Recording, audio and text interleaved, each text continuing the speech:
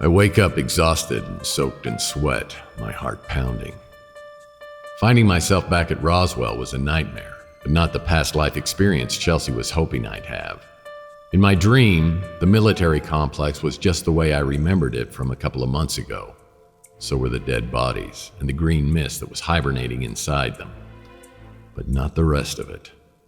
I never went into the network operations center or used a weird gizmo on an old computer or encountered the alien entity on level 2.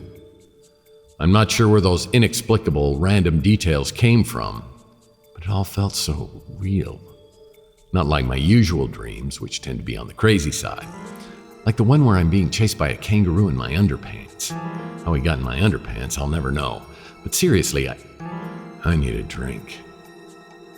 As I stumble into my office in search of bourbon, the vid phone rings. I check the time. It's almost 2 p.m. People don't call at this hour, not unless it's an emergency. I take a seat at my desk and pick up. Caller's video is blocked. Hi, Tex. It's Angela. Sorry to call so late. I hope I didn't wake you. Nah, you didn't. Oh, good. I hope you don't mind that I block my video feed.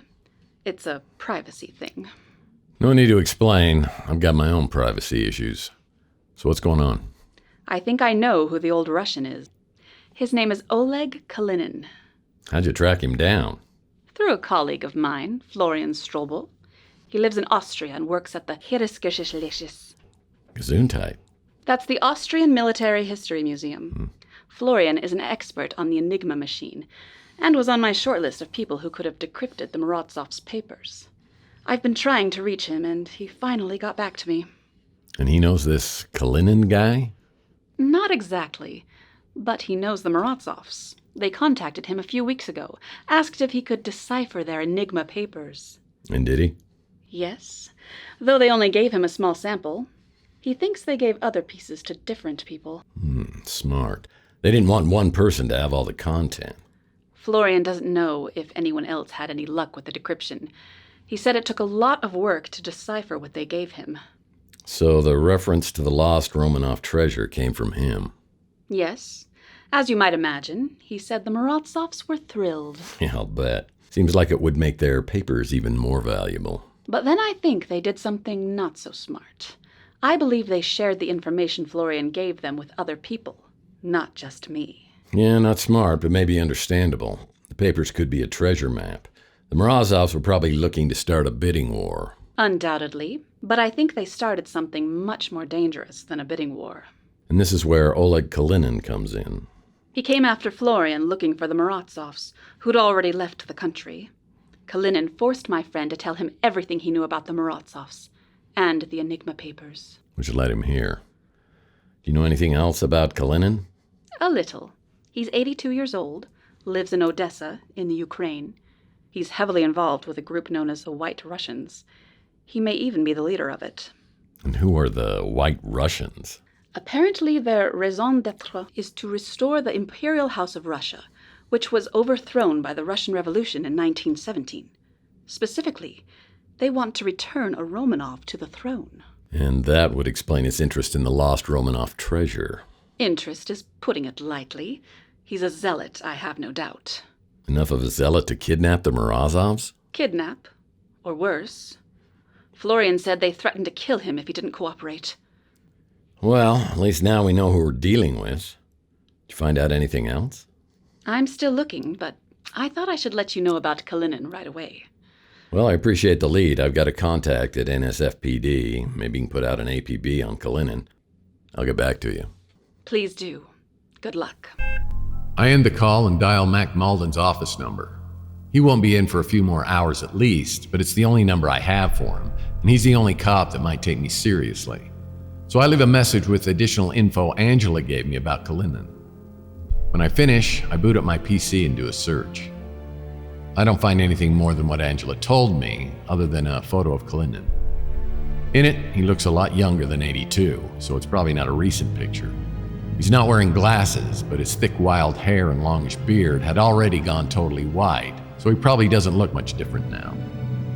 His face is gaunt, with high, sharp cheekbones and piercing light blue eyes.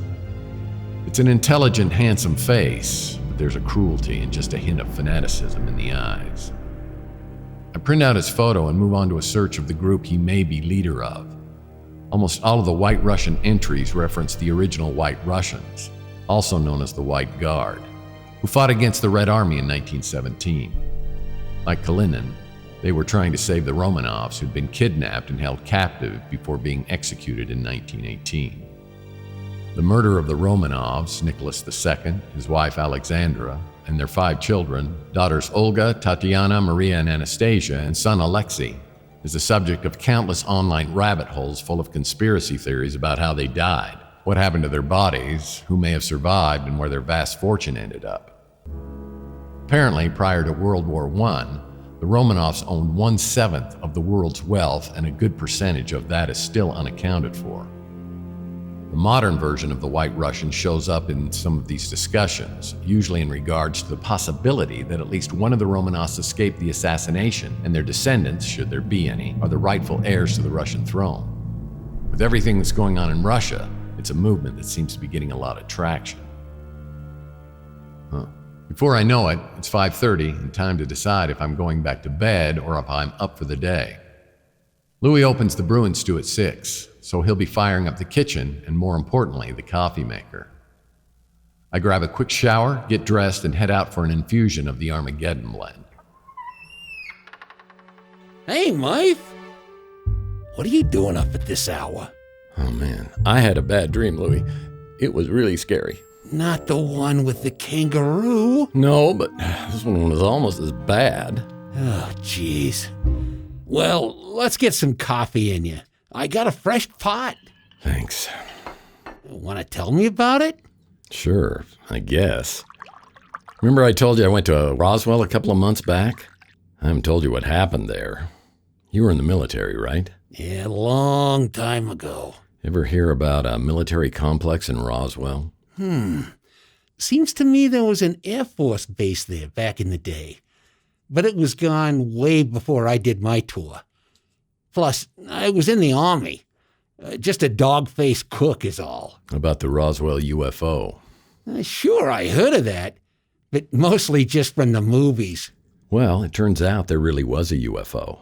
And the military built a secret underground facility where they analyzed it, reverse engineered it, and eventually did something really bad. Back in 1996, they had to seal the place off. And that's where you went? Why? And it is a long story for another time, but I found out why they had to shut it down. Something got loose and killed everyone in the complex. And the thing that got loose is still there. Jeez. No wonder you're having nightmares. Thing is, this is the first time I've dreamed about it. And probably just because Chelsea brought it up yesterday. But something about this dream was different. Scary as hell, but I don't know. Kind of odd. What do you mean? It seemed more like a memory than a dream, except I saw things I didn't see when I was actually there. I was in this computer room trying to access an old PC. There were a couple of weird gizmos I was using. Something about it's bugging me. Sorry, Mike. I don't know nothing about computers. Like I said, I was on kitchen duty. Yeah, I don't know anything about computers either. That's why it's so weird I'd have a dream about it. You know who does, though? Rook. And maybe not so much now, but he was a real whiz back in the day. Hey, Chelsea. Good morning, Louis. Yeah, hold on a second while I get your stuff. Murph got me all distracted. Shame on you, Tex. Why are you up so early? Or are you just up late? Well, Chelsea, let me tell you why I'm up so early. Someone asked me to do a little sleep experiment. Oh, you mean the past life thing. How'd it go? Well, it depends. If the goal was to have me wake up in a cold sweat and terrified, it was fantastic. Poor baby. You had a nightmare.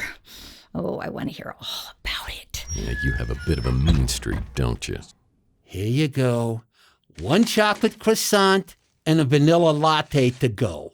Oh, it smells so good. Come on, Tex, walk me to work. Thanks, Louis.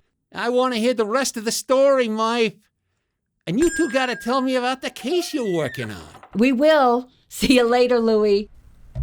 Chelsea and I step out of the diner and into the late afternoon sunlight.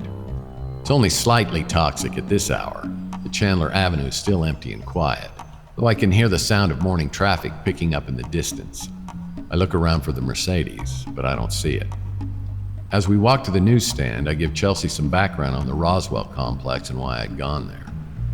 This is the first time she's heard about any of it, and as I'm talking, I realize how crazy it sounds. Maybe as crazy as her past life Hui sounds to me. But she listens without interrupting or smirking, which is a good sign. I keep talking as she gets her newsstand ready for business, giving her the details of my dream. When I finish, Chelsea gives me a curious look. And this all really happened? Yeah, well, no.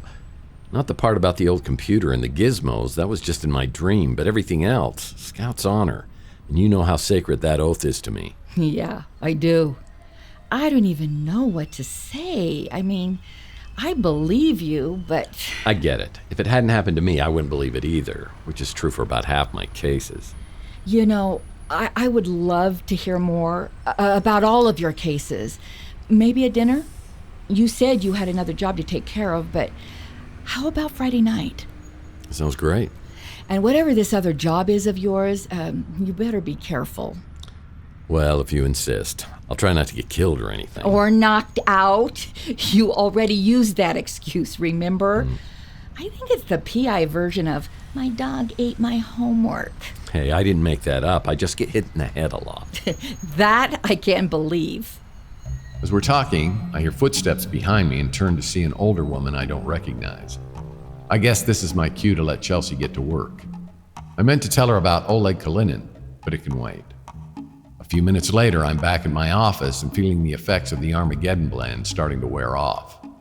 I check for messages on my vid phone. Yeah, there aren't any. And then decide to take a quick nap. I'm about to nod off when I remember the Roswell ID badge is still under my pillow. I pull it out, wrap it in tinfoil, just to be safe, and stash it in my file cabinet.